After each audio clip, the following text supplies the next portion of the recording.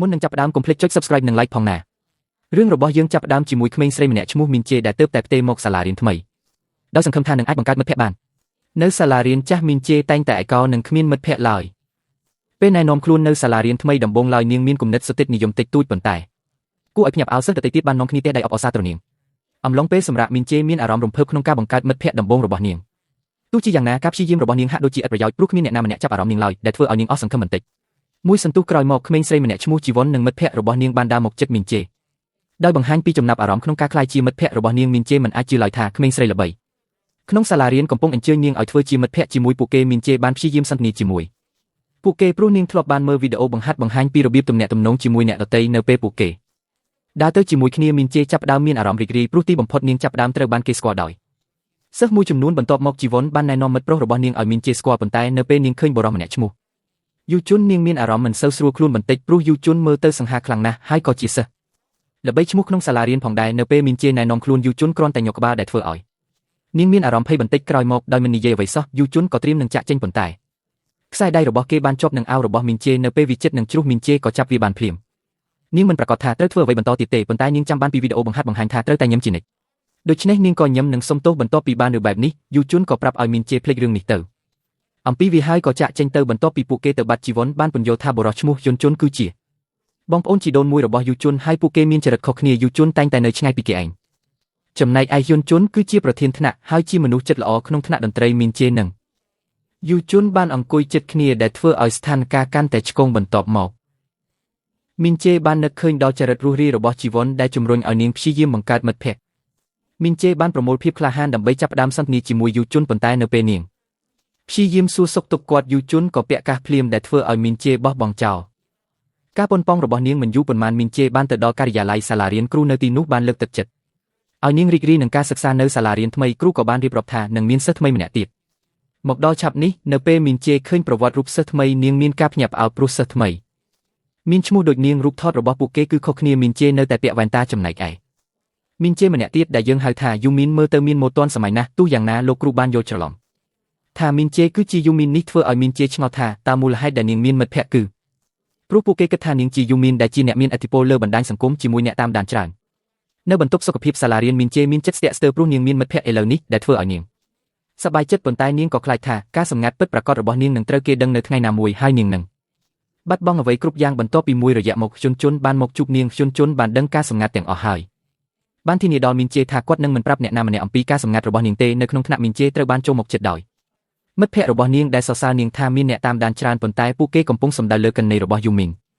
មិនមែនរបស់មីនជេទេនៅពេលនាងចង់សារភាពការពិតពួកគេគ្រាន់តែនិយាយអំពីការចង់ខ្លាយជាមានអ្នកតាមដាននាងដោយឃើញបែបនេះមីនជេមិនយេបាននិយាយថានាងនឹងមិនបាត់បណ្ដាញសង្គមបននឹងសង្គមរបស់នាងនៅថ្ងៃនេះទេខណៈពេលដែលមីនជេមិនយេកំពុងចាក់ចេញពីសាលារៀនសេលេរៀនយុនជុនហេនយុនបានចូលមកជិតនាងហើយផ្ដល់ជំនួយខ្លះនាងបានអរគុណគេហើយគិតថាគេជាមនុស្សចិត្តល្អប៉ុន្តែយុនជុនហេនយុនបានប្រាប់នាងថាគេជួយនាងដោយសារតែការអាណិតប៉ុណ្ណោះនៅពេលល្ងាចមីនជេមិនយេមើលទៅហាក់ដូចជាសោកសៅព្រោះនាងមិនអាចមានប្រជាប្រិយភាពដូចយូមីនរឿងនេះធ្វើឲ្យនាងមានការខកចិត្តខ្លះដែរព្រោះនាងមានឈ្មោះដូចគ្នាទៅនឹងអ្នកមានឥទ្ធិពលនីកមានឥទ្ធិពលរូបនោះហើយនាងដឹងថាយូមីននឹងចូលមកក្នុងសាលារៀនសេលេរៀននាពេលឆាប់ហើយនាងអាចនឹងត្រូវគេបំភ្លេចចោលមួយសន្ទុះក្រោយមកមីនជេមិនយេកំពុងតែនឹងទិញស្ករគ្រាប់ស្រាប់តែយូជុនលេចមុខមកហើយដណ្ដើមយកស្ករគ្រាប់ពីនាងពួកគេត្រូវបានគេឃើញកំពុងនិយាយគ្នានៅខាងក្រៅហាងយូជុនបានយល់ច្រឡំមីនជេមិនយេដោយគិតថានាងកំពុងធ្វើរឿងមិនល្អទើបគេខាត់មិនឲ្យនាងទិញស្ករគ្រាប់នោះដែលគេស្មានថាជាថ្នាំ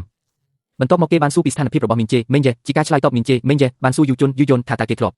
មានអារម្មណ៍ចង់បាត់ខ្លួនពីពិភពលោកនេះទេពេលលើបែបនោះយូជុនបានឆ្លើយតបថាគេមិនគិតបែបនោះទេហើយគេនឹងបន្តរស់នៅទៅទៀតថ្ងៃបន្ទាប់សិស្សថ្មីម្នាក់បានមកដល់ថ្នាក់រៀនរបស់ពួកគេដែលអ្នកនោះគឺយូមីនទោះជាយ៉ាងណាមីនជេមិនយេមានការភ្ញាក់ផ្អើលនៅពេលឃើញរូបរាងរបស់យូមីនព្រោះយូមីនស្លៀកពាក់ដូចជាអ្នកចូលចិត្តអានសៀវភៅម្យ៉ាងវិញទៀតយូមីនក៏ភ្ញាក់ផ្អើលដែរ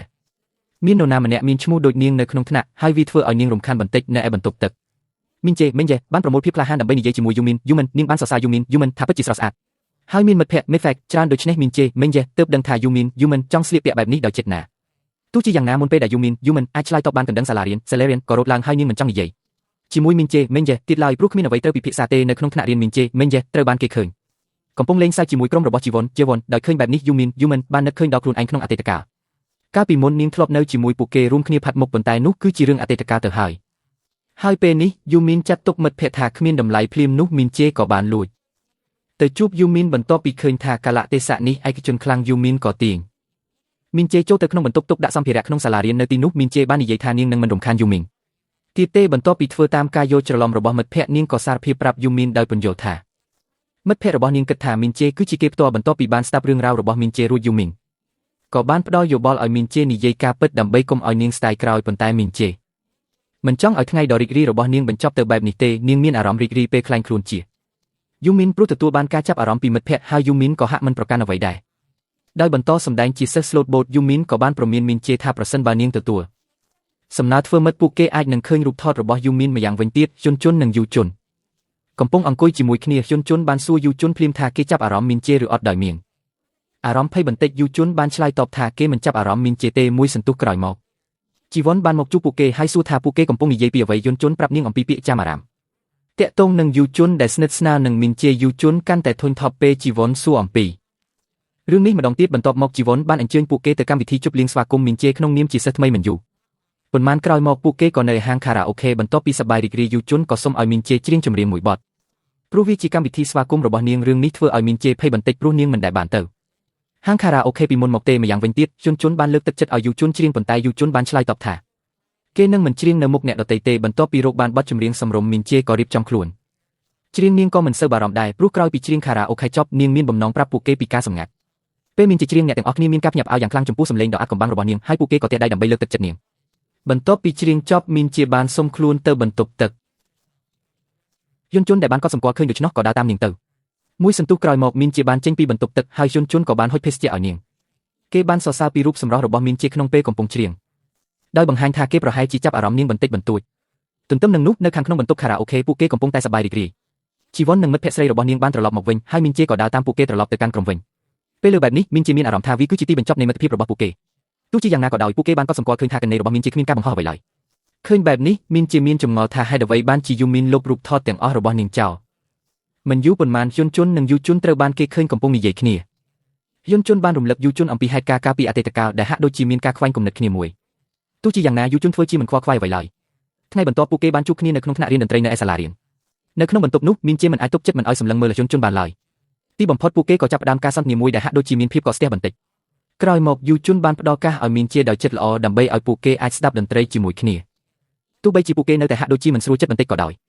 នៅពេលជាមួយគ្នានោះជីវ័ននិងមិត្តភ័ក្តិរបស់នាងកំពុងញញឹកនឹងការថតរូប selfie ក្នុងពេលនោះជីវ័នបានដឹងថាយូមីនកំពុងតែបាំងមុខនាងពីខាងក្រោយដូច្នេះនាងបានសុំឲ្យយូមីនជួយរំកិលខ្លួនបន្តិចដោយគួរសមយូមីនក៏ព្រមធ្វើតាមដោយមិនពេញចិត្តប៉ុន្តែបានធ្វើពុតជាសិស្សម្នាក់ដែលមានភាពអៀនខ្មាសពេលថតរូបរួចរាល់យូមីនបានដើរទៅរកពួកគេហើយក៏ជន់លើស្បែកជើងរបស់ជីវ័នដោយអចេតនាទោះជាយ៉ាងណានាងក៏ប្រញាប់សម្ដែងធ្វើជាសិស្សកំសោយហើយសុំទោសមិនយូរប៉ុន្មានយូមីនក៏បានជួបមីនជេនៅលើដំបូលសាលារៀនមីនជេបានសម្ដែងការដឹងគុណចំពោះយូមីនដែលបានជួយនាងប៉ុន្តែយូមីនបានដាស់តឿនមីនជេកុំឲ្យចំណាយពេលច្រើនពេកជាមួយពួកគេព្រោះវាអាចមានហានិភ័យយូមីនក៏បានកត់សម្គាល់ឃើញថាមីនជេជាសិស្សដែលខិតខំរៀនដូច្នេះនាងបានណែនាំថាមីនជេគួរតែពិគ្រោះជាមួយនាងមុនពេលធ្វើការសម្រេចចិត្តណាមួយមុនពេលចាក់ចេញមីនជេបានសុំជំនួយម្ដងទៀតដោយអង្វរឲ្យយូមីនជួយបង្រៀននាងព្រោះលទ្ធផលសិក្សារបស់នាងមិនសូវល្អឡើយនៅថ្ងៃបន្ទាប់មីនជេត្រូវបានគេឃើញកំពុងដើរលេងជាមួយមិត្តភក្តិរបស់នាងជីវ័នបានសួរមីនជេអំពីទីភ្នាក់ងារដែលទទួលនាងចូលព្រោះនាងធ្លាប់បានច្រៀងនៅទីនោះម្ដងសំណួរនេះធ្វើឲ្យមីនជេកាន់តែមានអារម្មណ៍ច្របូកច្របល់នៅពេលដែលនាងមើលទៅយូមីនដែលកំពុងផ្ដល់សញ្ញាឲ្យនាងរក្សាភាពស្ងៀមស្ងាត់លុះដល់ពេលល្ងាចមីនជេកំពុងត្រឡប់មកពីផ្សារវិញក៏បានជួបនឹងយូជុនដោយមិនបានគ្រោងទុកពួកគេបានសម្លឹងមើលមុខគ្នាដែលធ្វើឲ្យពួកគេទាំងពីរមានអារម្មណ៍ខ្មាស់អៀនបន្តិចហើយក៏ព្យាយាមគេចមុខពីគ្នាទោះជាយ៉ាងណាពួកគេក៏បានប្រមូលភាពក្លាហានដើម្បីចូលទៅជិតគ្នាហើយសម្រេចចិត្តដើរត្រឡប់ទៅផ្ទះជាមួយគ្នាយូជុនចាប់ផ្ដើមបង្ហាញចំណាប់អារម្មណ៍លើមីនជេប៉ុន្តែគាត់នៅតែមានភាពអៀនខ្មាស់ពេកក្នុងការបង្ហាញវាចេញមកក្រៅនៅថ្ងៃបន្ទាប់មីនជេនិងមិត្តភ័ក្តិរបស់នាងបានជួបជុំគ្នាក្នុងថ្នាក់អប់រំកាយជីវ័នបានកត់សម្គាល់ឃើញស្បែកជើងរបស់មីនជេហើយមានការភ្ញាក់ផ្អើលព្រោះនាងក៏ចង់បានមួយគូដែរទោះជាយ៉ាងណាក៏ដោយវាថ្លៃពេកសម្រាប់នាងជីវ័នបានភ្លេចម៉ាកស្បែកជើងនោះហើយក៏សួរមីនជេអំពីវាមីនជេដែលមិនសូវយល់ដឹងអំពីម៉ូដសម្លៀកបំពាក់បានឆ្លើយដោយត្រង់ថាស្បែកជើងរបស់នាងមិនថ្លៃប៉ុន្មានទេហើយនាងក៏មិនស្គាល់ម៉ាកវាដែរនេះធ្វើឲ្យពួកគេសន្និដ្ឋានថាស្បែកជើងរបស់មីនជេអាចជារបស់คล้ายៗដែលធ្វើឲ្យនាងមានអារម្មណ៍សោកសៅបន្តិចប៉ុន្តែស្រាប់តែយូជុនលេចមុខមកហើយនិយាយថាគាត់ពាក់ស្បែកជើងដូចគ្នានឹងមីនជេដែរបន្ទាប់មកមិត្តភក្តិម្នាក់របស់ជុនបានមកដល់ហើយនិយាយលេងសើចថាតើពួកគេទាំងពីរលួចតាក់ទងគ្នាឬអត់ដែលធ្វើឲ្យការចាប់អារម្មណ៍ចេញពីស្បែកជើងរបស់មីនជេទៅវិញមិនយូរប៉ុន្មានមីនជេនិងយូមីនបានស្ថិតនៅក្នុងបន្ទប់ស្តុកទុករបស់សាលារៀនកំពុងតែជេរគ្នាខណៈពេលកំពុងនិយាយពួកគេបានរឿងនរណាម្នាក់ដើរមកជិតមីនជេបានពួនយ៉ាងលឿនហើយវាគឺយន់ជុននៅពេលដែលយូមីនកំពុងរៀបនឹងចេញទៅយន់ជុនក៏បានខាត់នាងទុកនិងបង្ហាញពីបំណងចង់ចូលរួមក្រុមសម្ងាត់របស់ពួកគេទីបំផុតពួកគេក៏បានបង្កើតក្រុមមួយហើយយន់ជុនបានប្រាប់ពួកគេថាមានការពិភាក្សានៅក្នុងវេទិកាសាលារៀនអំពីរឿងមីនជេពាក់ស្បែកជើងคล้ายៗជាលទ្ធផល រាល់ពេលដែលមីនជេដើរកាត់តាមច្រករបៀងសាលារៀននាងតែងតែត្រូវបានសិស្សដទៃសម្លឹងមើលដោយសង្ស័យត្រឡប់មកក្នុងថ្នាក់វិញជីវ័នដែលបានឃើញមីនជេកាលពីមុនក៏បានសុំទោសភ្លាមចំពោះសម្ដីរបស់នាងអំឡុងពេលរៀនមុខវិជ្ជាអប់រំកាយទោះជាយ៉ាងណាមីនជេមិនបានប្រកាន់អ្វីឡើយក្នុងអំឡុងពេលនេះមីនជេបានលួចល្វីដែលសិស្សដទៃកំពុងនិយាយហើយមានអារម្មណ៍អាណិតជីវ័នដែលតែងតែមានចិត្តល្អមួយរយៈក្រោយមកយូមីនបានទទួលការជូនដំណឹងពីបណ្ដាញសង្គមតែជីវ័នបានថែកកាន់នីរបស់យូមីនហើយបានខមមិនធ្វើឲ្យមើលទៅដូចជានាងតែងតែសុំទោសជានិច្ចតែធ្វើឲ្យយូមីនមានភាពងឿងឆ្ងល់ចំណែកឯហ៊ុនជុនត្រូវបានគេឃើញកំពុងប្រមូលព័ត៌មានពីមិត្តភក្តិរបស់ជីវ័នដែលមានឈ្មោះថាដាអូលដោយប្រើភាពតាក់ទាញរបស់ខ្លួនហ៊ុនជុនបានទទួលព័ត៌មានពីដាអូលអំពីបញ្ហារវាងជីវ័ននិងមីនជេ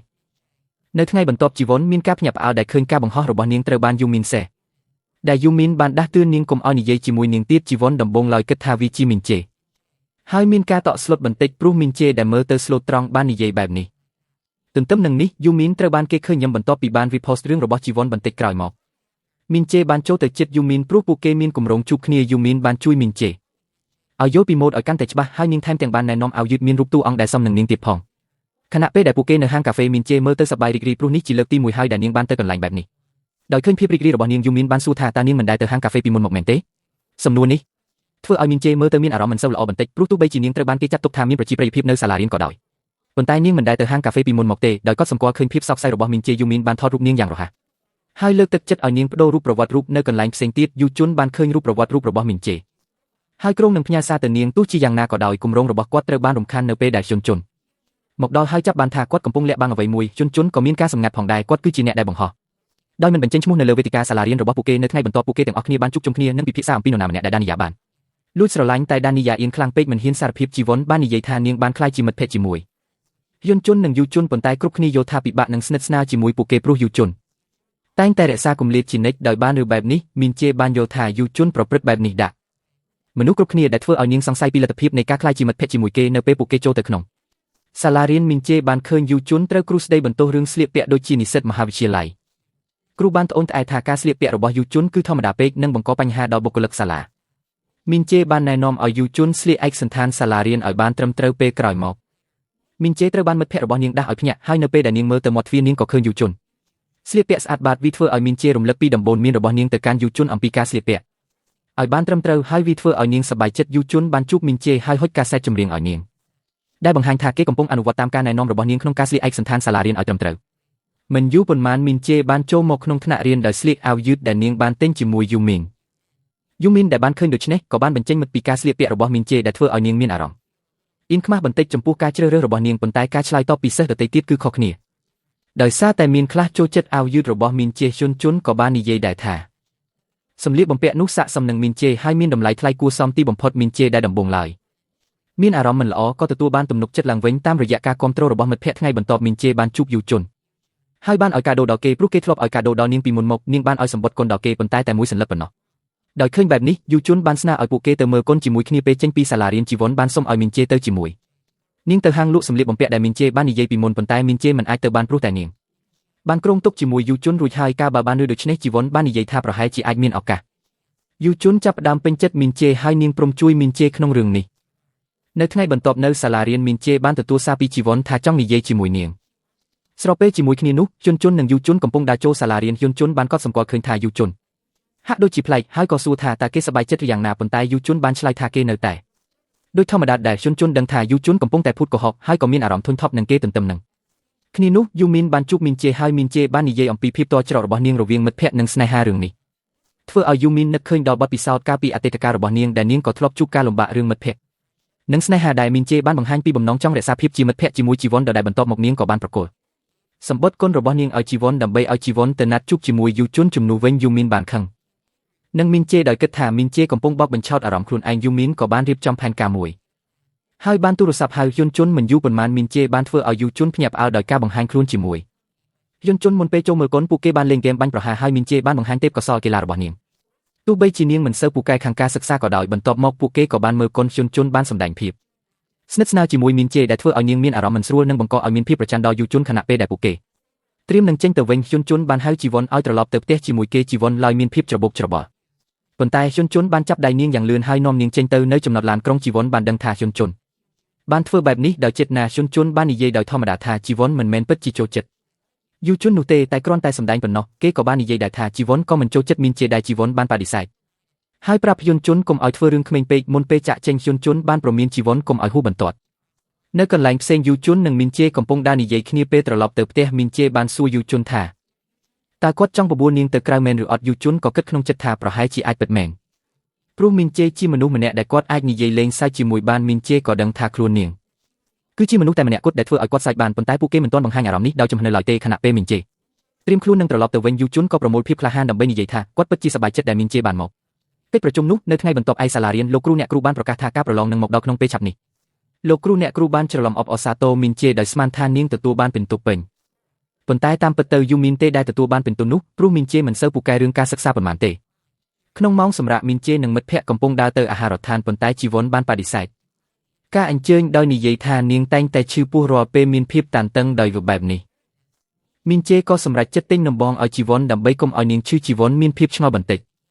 ដោយនាងឆ្ងល់ថាតើចិត្តល្អរបស់មីនជេគឺចេញពីចិត្តពិតឬគ្រាន់តែជាការសម្ដែងបន្ទាប់ពីពួកគេចាក់ចេញទៅជីវ័នបានចាប់ផ្ដើមនឹកឃើញដល់ពេលដែលមីនជេទើបតែផ្ទេរមកសាលារៀនរបស់ពួកគេដំបូងឡើយជីវ័ន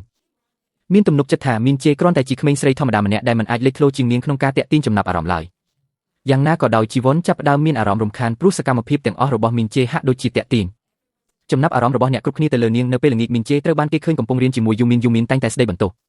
នាងព្រោះមីនជេមិនសូវផ្ដោតលើការសិក្សាទេហើយលទ្ធផលសិក្សារបស់នាងត្រូវការការកែលម្អទោះជាយ៉ាងនេះក្តីមីនជេពិបាកនឹងផ្ដោតអារម្មណ៍ហើយភាពស្លូតត្រង់របស់នាងធ្វើឲ្យយូមីនមានអារម្មណ៍ស្រួលចិត្តដែលបាននាងជាដៃគូសិក្សាទន្ទឹមនឹងនោះជីវ័នបានឃើញការបង្ហោះលើបណ្ដាញសង្គមរបស់យូមីនដែលមានរូបថតរបស់មីនជេកំពុងរៀនយ៉ាងយកចិត្តទុកដាក់ដែលទទួលបានការឆ្លើយតបជាវិជ្ជមានពីអ្នកតាមដានរបស់នាងដោយមានអារម្មណ៍ថាត្រូវបានគំរាមកំហែងជីវ័នបានហៅមិត្តភក្តិឈ្មោះដានីយ៉ាឲ្យមកជួបបន្តិចក្រោយមកពួកគេក៏បានជួបគ្នា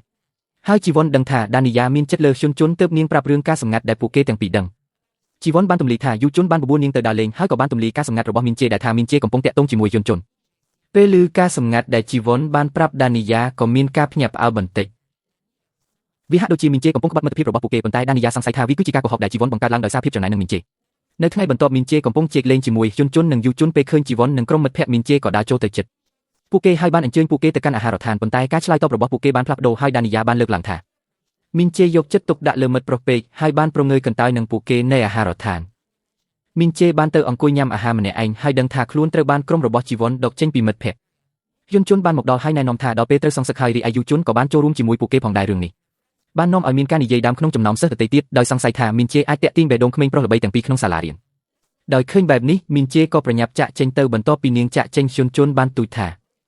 ដល់ពេលត្រូវដោះស្រាយបញ្ហានេះហើយបានប្រាប់យូជុនមិនឲ្យលុកដៃឡើយប៉ុន្តែយូជុនយល់ព្រមធ្វើអ្វីគ្រប់យ៉ាងដែលចាំបាច់ម្យ៉ាងវិញទៀតមីនជេបានប្រាប់ពីក្តីកង្វល់របស់នាងទៅកាន់យូមីនដោយមិនដឹងពីការពិតយូមីនបានទម្លាយថាបំណងរបស់ពួកគេពិតជាមិនចូលចិត្តមីនជេមែនដូច្នេះនាងមិនចាំបាច់បន្ទោសខ្លួនឯងឡើយថ្ងៃបន្ទាប់មីនជេមិនអាចឈប់គិតពីរឿងដែលមិត្តភក្តិបែកខ្នងដាក់នាងយូជុនបានកត់សម្គាល់ឃើញមីនជេមើលទៅហាក់ដូចជាសោកសៅហើយព្យាយាមលួងលោមនាងដែលធ្វើឲ្យមីនជេញញឹមយ៉ាងរីករាយនៅពេលនោះឯងដែលមីនជេចាប់ផ្ដើមដឹងថាចិត្តរបស់នាងដែលមានចំពោះយូជុនកាន់តែខ្លាំងឡើងនៅពេលល្ងាចហ៊ុនជុនបានដើរទៅរកជីវ័ននិងដានីយ៉ាគាត់បានធ្វើពុតជា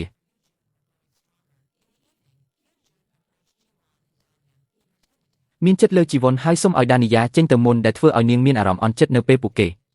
េនៅម្នាក់ឯងជីវ័នបានសួរថាហេតុអ្វីបានជាហ៊ុនជុនធ្វើបែបនេះខណៈដែលគាត់ដឹងថាដានីយ៉ាមានចិត្តលើគាត់ហ៊ុនជុនបានសារភាពថាគាត់ធ្លាប់ធ្វើរឿងស្រដៀងគ្នានេះដាក់ជីវ័នពីមុនមកដែលគាត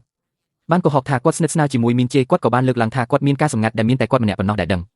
នៅថ្ងៃបន្ទាប់ពីម៉ោងរៀនកីឡាពួកគេមានការភ្ញាក់ផ្អើលយ៉ាងខ្លាំងនៅពេលលើពាក្យអេចាមអារ៉ាមមួយ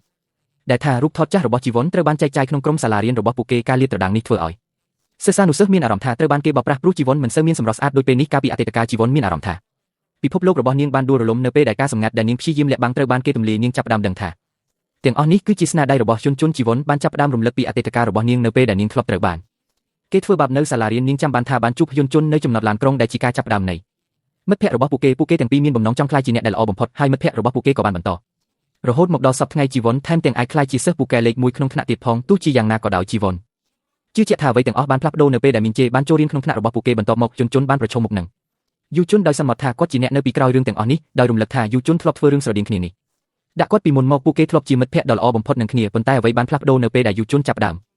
ចំណាយពេលជាមួយមិត្តភក្តិផ្សេងទៀតដែលធ្វើឲ្យហ៊ុនជុនមានអារម្មណ៍ថាខ្លួនមិនសំខាន់ថ្ងៃមួយយូជុនបានរកឃើញវីដេអូមួយនៅក្នុងកុំព្យូទ័រយូរដៃរបស់ហ៊ុនជុនដែលពួកគេទាំងអស់គ្នាបានច្រៀងសម្រាប់ការសម្ដែងប៉ុន្តែគ្មាននរណាម្នាក់ដឹងអំពីវាទ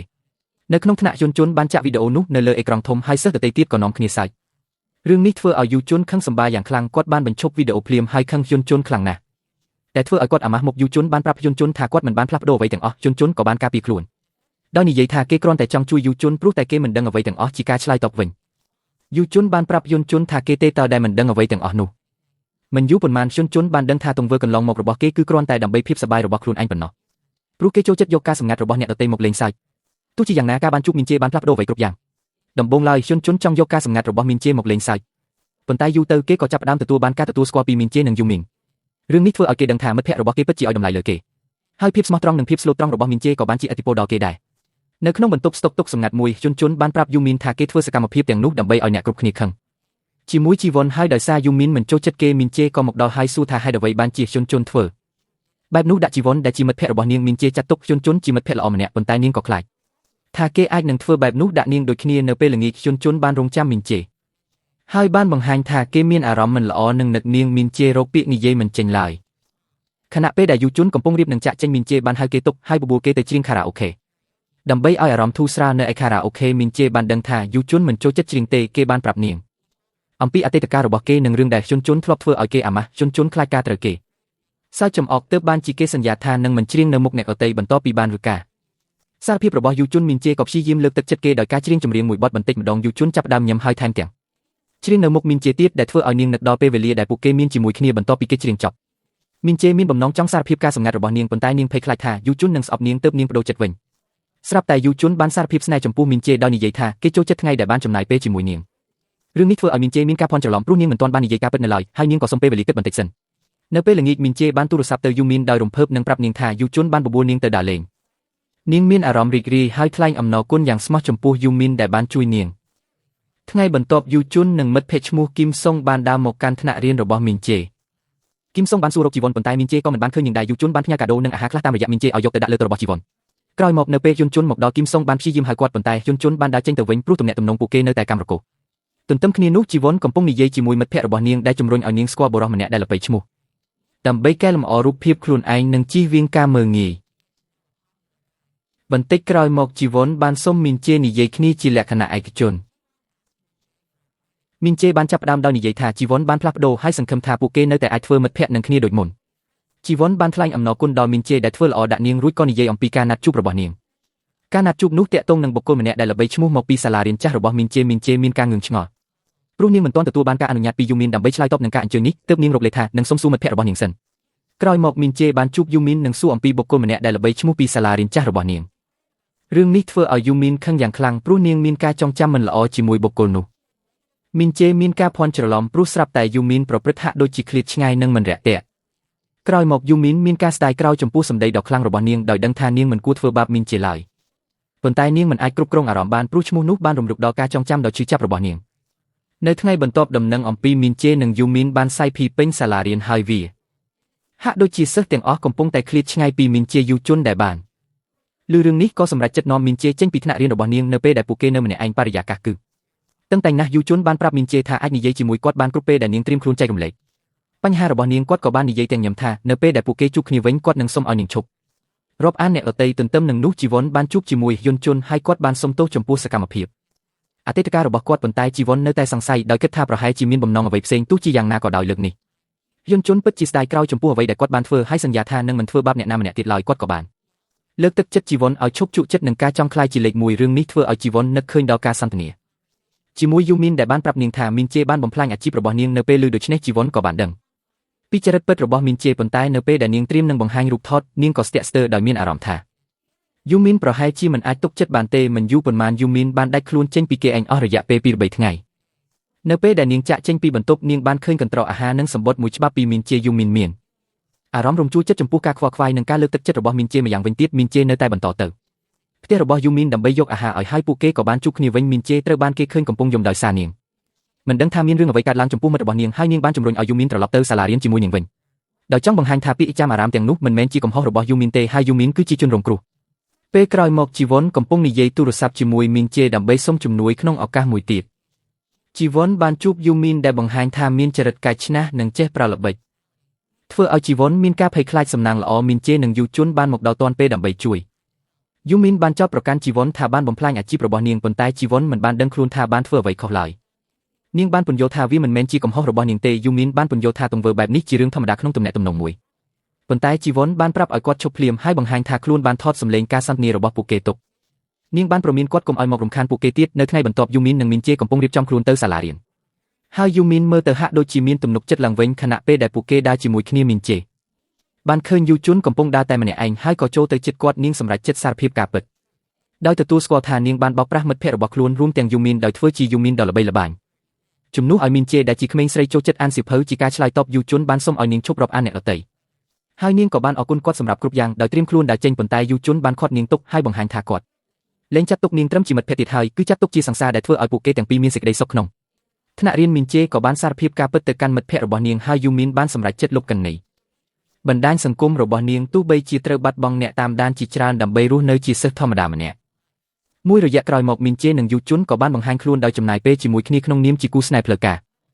ហើយសាច់រឿងក៏បញ្ចប់ត្រឹមនេះសូមជួយចុច like និង subscribe ផងជួបគ្នានៅរឿងភាគក្រោយ